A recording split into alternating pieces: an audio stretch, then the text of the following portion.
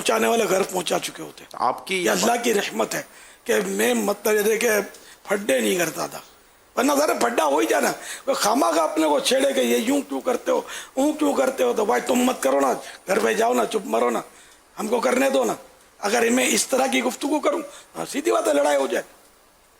اس لیے وہ جواب اسی طرح کا ہو، ایسی حرکتیں وہ کر رہے ہوں سامنے والے، تو اپنے جواب نہ دے ہوئے تو بچے رہے نا. تو اگر یہ عادت بن جاتی ہے معاشرے میں تو آپ کو نہیں لگتا کہ جتنے بھی سوشل میڈیا کے گروپ ہیں وہ سارے ختم ہو گھر جائیں؟ پہ ہی ہو جائیں گے سب. یہ بالکل مغز ماریاں کر رہے ہوتے ہیں، کھوٹی بیسیں لے کے بیٹھے ہوتے ہیں.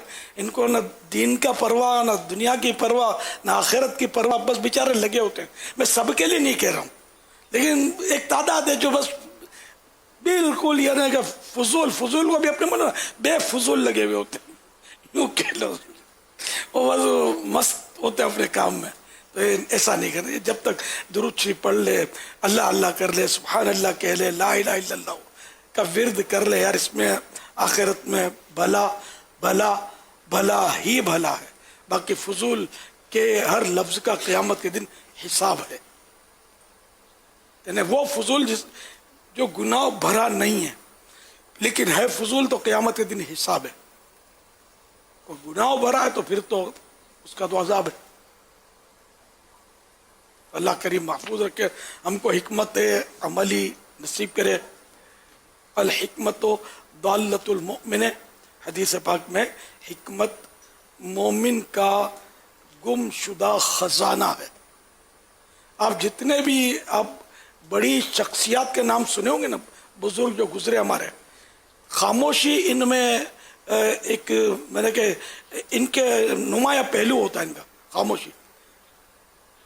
امام شافعی رحمۃ اللہ علیہ کتنی مشہور شخصیت ہے نا، بولتے نہیں تھے. یہاں تک کہ سوال بھی کوئی کرتا تو اس پر سوچتے، جواب دینا ہوتا تو دیتے، ورنہ جواب ہی نہ دیتے.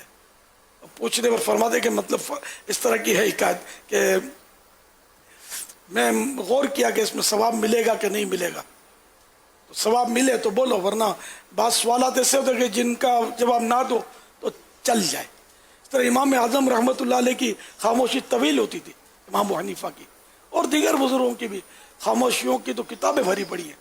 اتنا یہ خاموش رہتے تھے. ہم لوگ بس بولتے چلے جاتے ہیں، لگام ہی نہیں ہے. تو اللہ کرے کہ بس وہ بولیں جس میں اسی کی رضا ہو، باقی فالتو باتیں ہم اللہ کرے نہ کریں. آپ کو لگتا ہے عورتیں زیادہ بولتی ہیں مردوں کے مقابلے میں؟ جی ہاں، ان میں بولنے کی عادت زیادہ ہے. عورتیں بھی کہیں زیادہ بولتی ہیں، کہیں مرد زیادہ بولتے ہیں، مکس معاملہ ہے.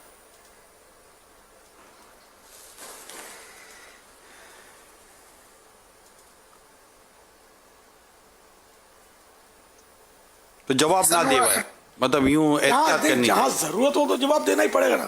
اب کسی نے کہا السلام علیکم، آپ بولو گے جواب مت دو تو پھر مسئلہ کھڑا ہو جائے گا. اعتراضات کے تعلق سے جواب تو واجب ہے نا.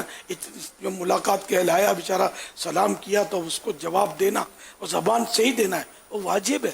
نہیں دے گا تو یہاں چپ رہے گا تو گناہ گار ہوگا. جواب دے. اس طرح عالم ہے، کسی نے شرعی مسئلہ دریافت کیا تو جواب دے، کار ثواب ہے. اسی طرح مطلب کسی نے مشورہ مانگا تو اچھا مشورہ دینا یہی کار ثواب ہے. صحیح مشورہ دینا یہ واجب ہے.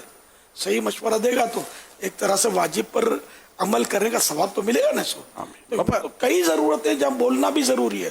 آپ مسلمان ہیں یا نہیں، یا نہیں بولو گے؟ نہیں بولو گے. الحمدللہ میں مسلمان ہوں بول دیا میں نے. تو یعنی کہاں چپ رہنا ہے کہاں چپ نہیں رہنا، اس کی بھی شدھ بدھ ہونی چاہیے. اچھا کہیں ایسے پھنسے ہیں کہ نہیں بولیں گے تو مزید پھنس جائیں گے. ہاں تو وہاں بولنا بھی ہوگا تاکہ اگلے کی تشفی ہو جائے. تو کہیں ہوتی ہے نا بحث برائے بحث ہوتی ہے، وہاں چپ رہنے میں عافیت ہے. کہیں اگلا اس لیے پوچھ رہا ہے کہ وہ اپنی تشفی چاہتا ہے تو وہاں اس کو مطمئن کرنا چاہیے. تو جیسا موقع اور محل اس کے مطابق بس یہ اتنی سمجھ آنی چاہیے آدمی کو کہ یہاں بولنا اور یہاں نہیں بولنا ہے. کافی دن ہو گئے میرا خیال جب سے